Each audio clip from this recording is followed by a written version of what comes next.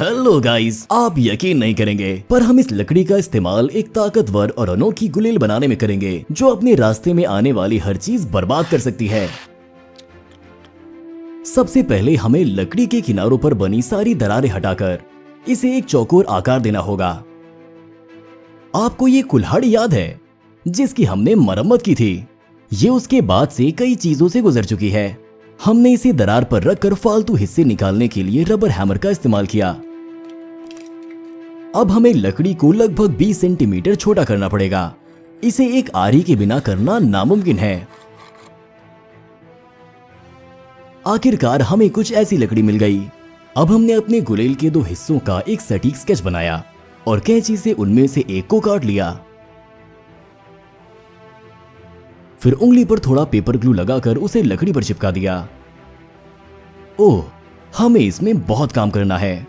और तब अपनी जिंदगी में पहली बार हमने एक छेनी उठाई जो हमारे गुलेल को एक बनावट देने के लिए हमें लगभग सारे फालतू हिस्सों को निकालने में मदद करेगी। हमें छेनी को उसकी नोक के सहारे लकड़ी पर रखना होगा और दूसरी तरफ हैमर से लगातार मारना होगा। नोक लकड़ी को काटते हुए अंदर घुसेगी और उसके एक टुकड़े को तोड़ देगी। फिर भी ये तरीका उतना तेज नहीं था जितना हम चाहते थे, इसीलिए हमने आरी लेकर किनारे के पास एक कट बनाया।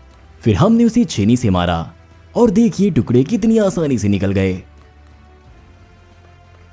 हमने ऐसे कई कट्स बनाए और बेकार हिस्सों को निकालने और छेनी से काटने की मेहनत में घंटों तक लगे रहे।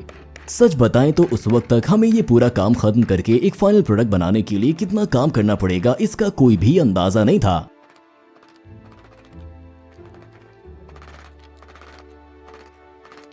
हालांकि हम उन मुश्किलों के आदी हो गए और लगभग आधे दिन के बाद हमें कुछ ऐसी बनावट देखने को मिली। तब हमने काम को इस तरफ से रोककर दूसरे स्केच को चिपकाकर दूसरी तरफ का काम शुरू करने के लिए लाइन खींची। अब क्योंकि हमारी वर्कपीस काफी पतली हो गई है तो हम वुड ड्रिल बिट का इस्तेमाल कर सकते हैं। हमें इसकी लाइन के किनारे बिना इसके ऊपर गए कई सारे छेद बनाने होंगे। ये एक बहुत ही ज्यादा मेहनत वाला काम है पर इसका नतीजा जल्द ही मिलता है। जरा देखिए कितने अच्छे से लकड़ी के गैर जरूरी टुकड़े इसमें से निकल गए, जिसके चलते हमारे पास एक ऐसी वर्कपीस बनी है जो गुलेल तो नहीं कुछ और ही दिख रही है। हम इसके पीछे के खुरदुरेपन को अच्छे से ठीक करके अगले पड़ाव पर पहुंचे, जिस दौरान हमने एक खुरदुरी लकड़ी वाली रेती से काफी वक्त इसे घिसा। पर्दे के पीछे काफी काम चलता रहा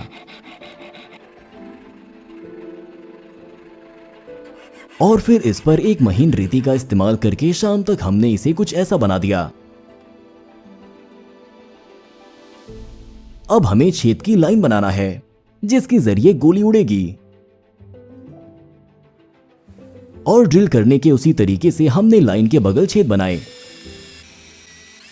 हमने इसके अंदरूनी हिस्से को निकाला और ये अभी से ही एक गुलेल की तरह दिख रहा है। भूलिए नहीं कि हम कोई आम गुलेल नहीं बल्कि एक रोलर गुलेल बना रहे हैं। हमने सारे खुरदुरेपन को चिकना करने के बाद रोलर रखने के छेद के लिए निशान बनाया। हमने ड्रिल बिट के जरिए इसके बीच में ड्रिल किया जिससे ये कुछ ऐसा दिखने लगा। फिर आगे का काम हम उसी छेनी से भी कर सकते थे पर इन नाजुक जगहों पर लकड़ी टूटने से बचाने के लिए हमने छोटी ड्रिल मशीन का इस्तेमाल किया और फिर एक छोटी रेती का। तब ये कुछ ऐसा दिखने लगा। गुलेल के नीचे हमें कई दरारें दिखीं जिन्हें निकालना जरूरी था, तो हमने लकड़ी चिपकाने वाली ग्लू को बीकर में डाला, उसमें पानी की कुछ बूंदें डाली और उन्हें अच्छे से मिला दिया। अब हमने सुई वाली एक सिरिंज लेकर उसके अंदर ग्लू भर दिया। फिर सुई को हर एक दरार में डालकर उसमें ग्लू भर दिया। ये लकड़ी की दरारों को ठीक करने का एक बहुत बढ़िया तरीका है। इसके साथ ही अपनी उंगली से बचे हुए ग्लू को लकड़ी पर रगड़ देना है। हमने इसे दबाने के लिए क्लैंप का इस्तेमाल किया ताकि दरारें जुड़ जाएं और पूरी तरह खत्म हो जाएं। एक्स्ट्रा ग्लू बाहर निकल आई और ये एक अच्छी बात है। हमने गुलेल को इसी तरह रात भर के लिए छोड़ दिया और सुबह इसको साफ करने के बाद हमने देखा कि दरारें चली गई हैं। अब हमें एक आम झाड़ू की जरूरत है, बल्कि सही बोले तो उस डंडे के सिर्फ एक छोटे टुकड़े की, जिसे हमने अपनी आरी से काट लिया। काटने के बाद हमें कुछ ऐसे छोटे टुकड़े मिले जिन्हें बाद में इन छेदों में रखा जाएगा।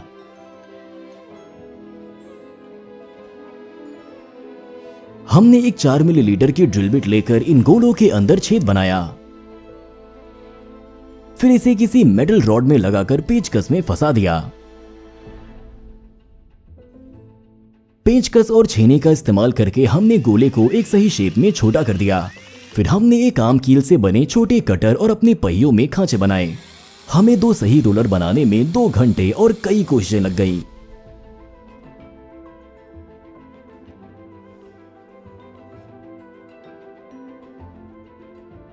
ड्रिल का इस्तेमाल करके हमने रोलर्स जोड़ने के लिए छेद बनाए। अब पेंट लगाने से पहले पूरी सतह को रेगमाल से चिकना करना जरूरी है।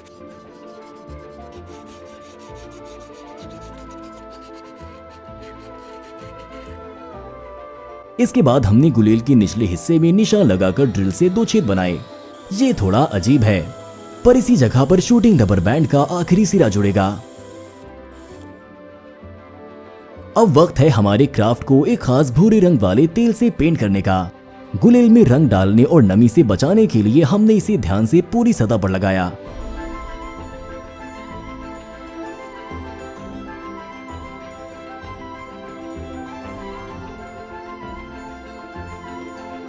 हमने इसे धूप में सूखने के लिए छोड़ दिया और रोलर पर आम अलसी के तेल लगाए।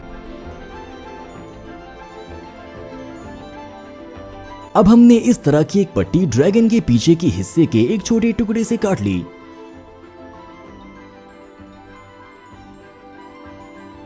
फिर इस खास औजार का इस्तेमाल करके हमने इसके दोनों तरफ छेद बनाए। इसे कुछ ऐसा दिखना चाहिए। फिर हमने प्रोफेशनल गुलेल वाले 2 रबर बैंड खरीदे। ये पतले हैं पर साथ में उतने ही ताकतवर भी हैं। हमने उन्हें चमड़े की पट्टी में लगाकर कई बार धागे में फंसाया, जिससे ये सही से अपनी जगह लग गया। फिर हमने बेकार हिस्सा काटकर इसकी ताकत का टेस्ट किया। अब हमने रोलर को इसकी जगह डालकर उसे एक आर्म स्टिक के जरिए वहीं लगा दिया। बस ये देख लेना है कि रोलर ठीक से घूम रहा है या नहीं। फिर हमने स्टिक का बेकार हिस्सा काट दिया और रबर बैंड्स के एक छोर को पहले रोलर वाले छेद में डाला, फिर हैंडल के सबसे निचले हिस्से में, जिससे वो दूसरी तरफ से बाहर निकल आया। अब एक छोटी टहनी लेकर उसकी नोक को धारदार बनाया, उसे रबर बैंड के अंदर डाला, फिर उसे कस दिया और हमारा गुलेल तैयार है। आपको अंदाजा नहीं होगा कि इस चीज को एक बड़ी लकड़ी के टुकड़े से काटने में कितना वक्त और मेहनत लगी है। एक आम गुलेल के मुकाबले रोलर गुलेल में फायदे ये हैं कि इसमें रोलर्स के बाद वाली जगह पर हमें रबर बैंड को खींचने के लिए थोड़ी ज्यादा जगह मिलती है।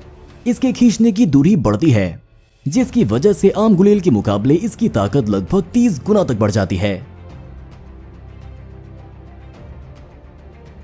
अब इसे टेस्ट करने का वक्त है और हम इन मेटल बॉल्स को शूट करेंगे।